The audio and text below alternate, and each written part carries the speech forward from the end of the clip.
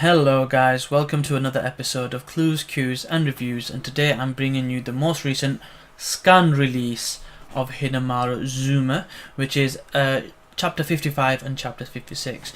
And for those who aren't aware, currently the Japanese translation is around about 20 or so chapters ahead, so not ruining anything, I'm only going to review them as they come out in English, which we've just had a double release for now. So the chapter itself is pretty much covering the battle, chapters I should say, covers the battles of Araki and CHIHIRO, and it's centric about them. Now this was, I think, for all intents and purposes, the best word to describe it was intense. And without giving too much away, I'm going to go straight into the review with my 5-point review. Okay, see you in a bit. So point number one. The point number one really is the general theme that's throughout the series, but more importantly these two chapters, and it's teamwork. So that it starts off the chapter with Kai basically apologizing, saying, "Look, I'm sorry. I didn't do what I was meant to do," and the coach saying, "No, don't worry about it. You did everything I said. It was just unfortunate." But it's about reinforcing the point that everyone's trained hard. You can't blame yourself, otherwise it develops resentment in the team morale. And more than anything, the only thing we can do now is believe in our comrades, believe in their training, believe in the team. So it's about teamwork, belief, and doing everything you can do, and that is it. No ifs, no buts, no resentments, no hatred. Just be all you can be and believe in the team. So it's an interesting kind of important component, because it shows you the differences in other sports compared to this, because sometimes you get sports where people are individualized, where although you're in the ring 1v1, it is still a team spirited tournament, so to speak. So an interesting point I thought specifically mentioned, because I found that very important and very interesting. So that's point number one. So point number two, it's important to bear in mind this point, because this one covers the difference in attitude. So Araki's attitude and Chihiro Kunasaki's attitude are completely different. So Araki's attitude is he's all about absolute victory, pure strength, flawless victory, nothing else matters. And when he's in there, it's an individual battle, and he throws everything away to solely focus on that one goal, that spearheaded kind of obsession to get the job done.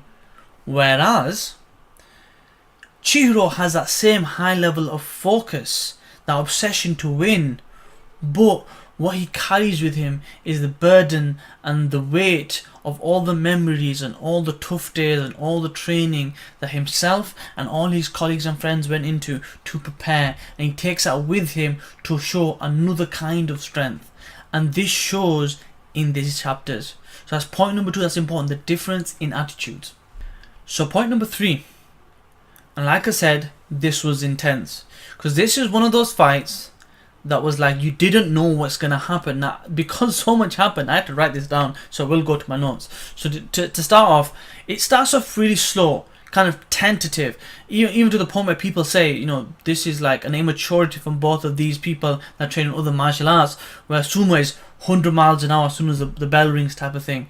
So it starts off slow, but Chihiro takes the initiative, and he starts off by going by double leg. Now they said the double leg was initially allowed in sumo, but so many people abused it that it became banned. So he goes in for the double leg thinking he has the advantage, because that's a stylistic advantage against judo. However, Araki was ready for it. So Araki being ready for it, he actually counters this with his sharp concentration. He counters this with the inner thigh counter, so he starts a throw. Now, his brute strength at this point would normally win him all his matches, because that's effectively what he's been doing. But Chihiro counters this with a hip throw. And just when you think that this is going to be enough, Araki counters this mid-fly into a judo sacrifice. So he's in mid-air, legs are in the air, using the momentum, balances himself with his hand, and turns into a judo sacrifice technique. And really at that point it looks like it's the end, but Chihiro is struggling, he's backed against the corner, he can only think of one thing to do at that time. He does the Onigimaru, the technique that Onimaru Hinomaru is known for. He does one of his sumo techniques. And the result will be in the next point, point number 4. Point number 4. So the result, that final sumo technique wins the battle for Dachihai. It's now 1-1 going into the third battle. Now, what happens is we see this, and then we see what people's thoughts are. So the sumo people that are there from the professional kind of players, as well as the coach for the other team, says this is his first baby step, his baby raw into sumo. Now they also speculate and say that had this been a wrestling match, CHIHIRO would have won it. Had this been a judo match, ARAKI would have won it. But what actually won the overall match, even though it was razor close and razor thin, was a sumo technique.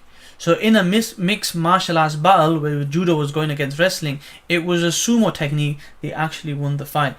Also to bear in mind, this point really in these two chapters shows the fruits of the labor. Both were training, and even CHIHIRO basically says, had this been a month ago, it would have been a different story. So because they've been training, it really kind of shows the fruits of their labor with this point as well in these two chapters. But that's point number 4. So point number 5, final thoughts and setup. What this effectively does is sets up the next battle, the third battle between Kinemari and Goju. So the third battle set up, and Kunasaki's like, oh look, because I've won, we can afford to lose another. There's less pressure on you. And he's like, what are you talking about? All I think about is victory. Now this is an interesting thing I just noticed when I was reading this chapter. We know that Kunisaki is a gigantically tall man. He's a big dude, so is Araki. But as Goju and